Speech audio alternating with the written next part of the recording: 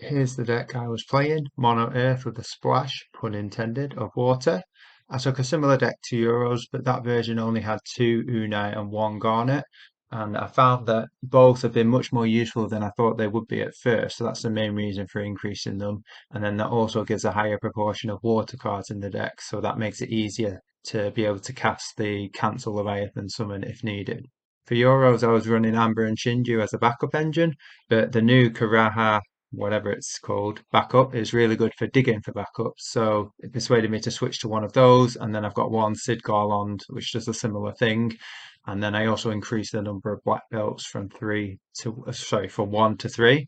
I like having the extra ones because it increases the chance of having a smooth backup curve on turn two, and it works really nicely with the new LB Warrior of Light. A lot of mono earth decks use the miner backup that digs for more backups, but I'm firmly against that. Even in a deck where you've got 18 backups, miner's only going to hit 90% of the time, which to me is just not good enough. There's actually an amusing illustration of this in one of my games at Euros. So my opponent was on mono earth, and twice in the game they whiffed on the miner backup. And just to rub salt in the wounds, the first time they attacked me, the first damage was an EX Amber that let me go search for an Amber. The rest of the deck is fairly standard for Mono Earth. Emmet Selch isn't as strong as it was in the past because there are more 9k or bigger forwards that he can't take out. So he's down to just one. I've been converted to a so non-believer. I was a bit skeptical at first, but he really helps with spot removal of the bigger things, and he also puts that doubt in the opponent's mind of the combat phase for both your turn and theirs. I've also gone back to having a Chilinker in there as a quicker way to get on top of monster decks, and also being another search from the epitaph. That you're happy to just use to discard to do your setup rather than having to potentially discard a Leo or keep hold of it at the expense of another card. The strategy is always to get to five backups as quick as possible and then do a Leo wall. Normally, you'll also follow that up with a Tidus, but it depends on the board state. If you've been forced to go down that route off only four backups, then you'll have had to discard an extra card to play Leo first, and then the Tidus play itself is going to leave you fully tapped out. And probably that means you won't either have the option at all of doing the Leviathan cancel summon, or at least the threat of it by leaving a backup open. So in that scenario, for example, it might be better to hold off on the Tidus and try it on the next turn, rather than be at the mercy of a top deck. Moving on to the game itself, my opponent is on Mono Lightning that's using predominantly Category 14 backups to enable the new Zoral Jar and a Scions package. It's the same deck or very similar to the one that YYT were showcasing on their recent live streams. I've just tinkered with the ratios a little bit and I've included the Behemoth monster that deals 7k on entry.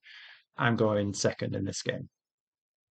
My first five cards include two leather workers, so it could be a keepable hand this, but I actually think I can do better. So I mulligan that and draw the next five.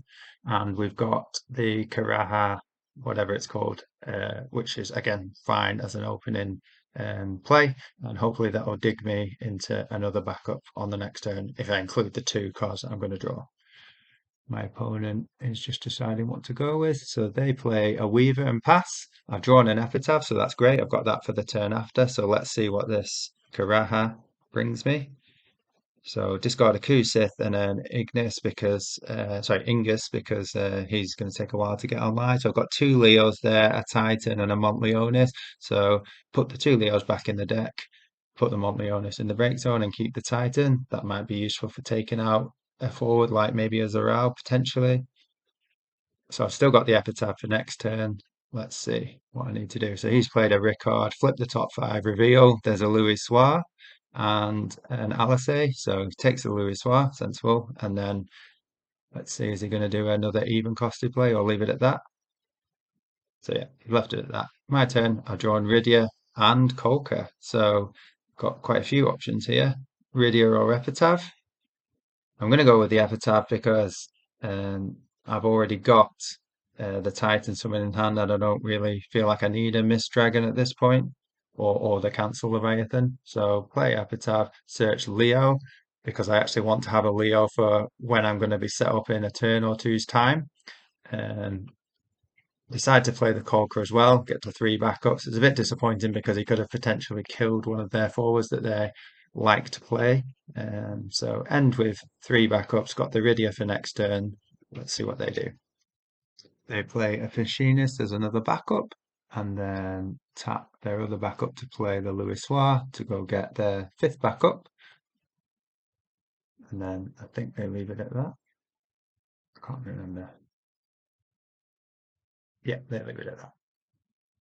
So I've not drawn another backup, which is, oh, sorry, no, I've still got the Rydia, haven't I? So yeah, Rydia, easy play. And then it's just what to do after that. The problem is I've already got six cards and Rydia's going to grab me a card as well. So I'm going to end the turn with six. So I need to do another play to avoid discarding card for no reason. So it's not ideal, but in the end I decided to do a Leo with the backups and then play the Rydia as well to go search a summon and finish with four in hand. I've got a second Leo in my hand in case this one dies, but it felt like it was worth the gamble to get this one on the field. Then, if I draw into a wall on the next turn, I don't have to pay for that Leo. He's already there, and I can just tap the backups and, reap the benefits from the wall. So let's see what they do. So they start with an RNA, flip the top card and reveal that it's lightning at its hand. Then they go to five backups, and then they actually play as a Ral. So they're just deciding how to pay for it, and then there's a Real is going to swing and take out my Leo. But so the gamble didn't work, but it's okay in a way because I've got the other Leo in hand. So it did cost me another card, but the alternative was just to pitch a card at the end of the previous turn anyway. So swing and take out Leo, take a damage, and then back to me. I've drawn the wall, which is annoying. So I can do Leo wall, but I'll have to discard to get the Leo onto field. So I'm just checking what's in their break zone, what's the likely comeback once I've done that. I can't do Tidus straight away once I've done that because I'd only have six characters and he would be the seventh, and you need eight to trigger him. So I need to do something else. So my option will be play the Ingus and go search for something, or, and this is what I choose to do, use LV Cloud to take out that Zeral. At the time, though, I'd forgotten about the whole eight characters thing, so I was at this point I'm thinking, oh, how am I going to play for this Tidus and what am I going to pitch? So that's why I'm kind of mapping out, tapping a backup and discarding two cards. And then as I'm doing it, I realize, oh, I don't have the eight characters. And then I think, oh, okay, in that case, right, I'm just going to do Cloud then and leave it at that.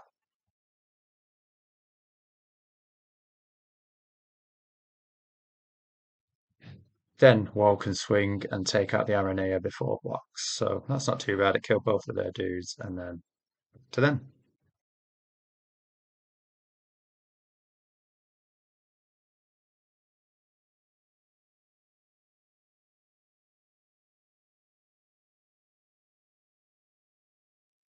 They pay three to cast this Odin to take out my Leo, and because they've got the five lightning characters, they'll draw a card. I'm okay with that. I could rescue them by cancelling it with Miss Dragon, but it's not worth discarding three cards. Then do another one to take out my wall as well and draw another card. Again, it's not great for me, but I'm not too disappointed with that exchange.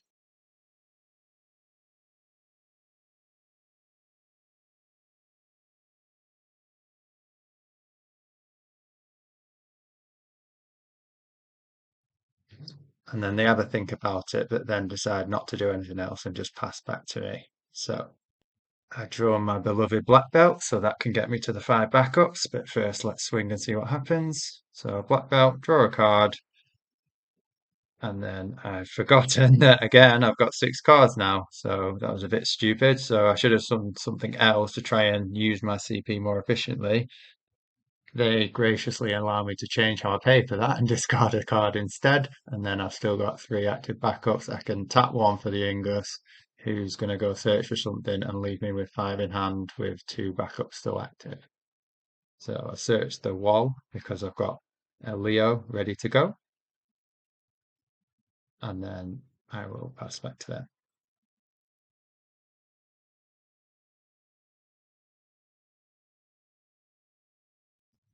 They pay four for an Alice, trying to resurrect something. So I'm about to Miss Dragon this. So I'm just checking what it is that they're going for. So they tell me they're going to try and get this Y'shtola, and I'm thinking, no, don't think so. How am I going to pay for this Mist Dragon? I've actually got the option to use the cancel Leviathan, but I'd have to discard either a wall, which I'm not going to, or Garnet, and I kind of want to keep the Garnet as well. So annoyingly, I do have to pitch it to do the Mist Dragon, but at least it's drawn me a card right now rather than the cancel Lev, which wouldn't have drawn a card. They had another Y'shtola in hand, so they just play it anyway, and it takes out the cloud. Again, I'm not really that disappointed about that. He's done his job.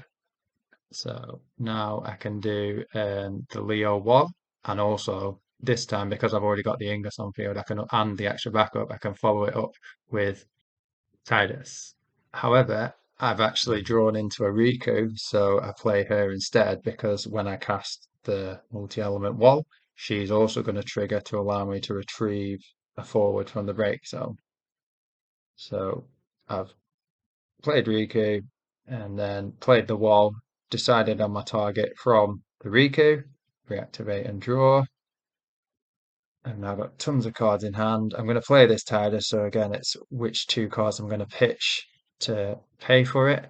And then I'll tap three backups to pay the extra three to get his effect.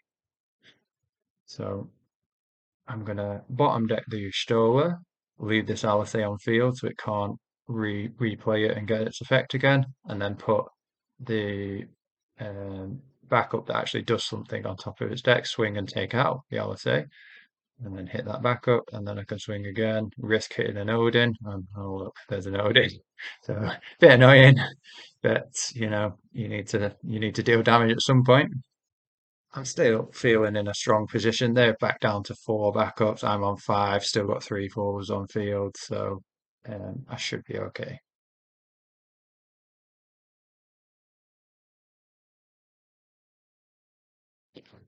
They mustn't have drawn very well because they play an LB Gilgamesh, and they also pay for it by leaving two backups up. You can see I've still got an Unai. That's gonna. So my eyes are thinking, oh look, I can take this out with an Unai, and so let's just see what else happens.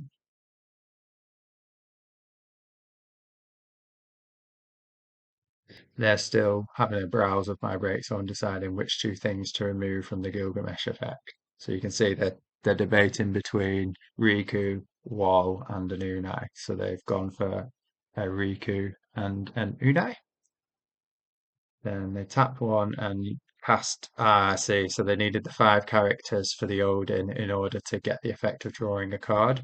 So they've used that to break the Riku and then pass. I'm now looking at how am I going to get this Une into play. So I've got the cancel Leviathan, which will give me the water CP. So I'm checking, do I have the two summons in my break zone to reduce the Une's cost? Which I do. So decide which ones I want to get rid of. So it's going to be pay two and discard a water card to play the Une to return that Gilgamesh to hand and kill it. And then I can swing with my two forwards to take into 6 damage. The only thing that's concerning me is when they get to 5 damage, Zaraja will trigger twice if he attacks. So I'm just having a look how many Zaraus have we seen, and is it worth taking the gamble to put him above 5 damage? So in the end, I think yes, it is, and go for it.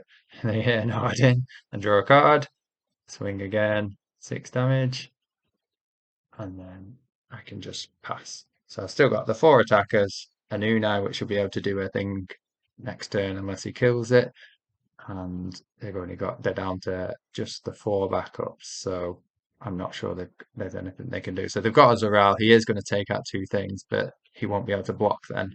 So he can't really swing unless he's got another way of getting out blockers or killing my other forwards, which I don't think they'll be able to with the limited resources that they have.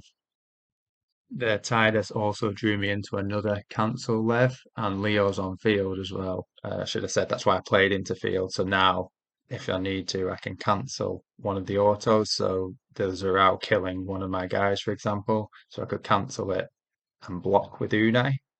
They would trade, but I'd rather, if he does swing, just let it go, and then it's one less thing that can block.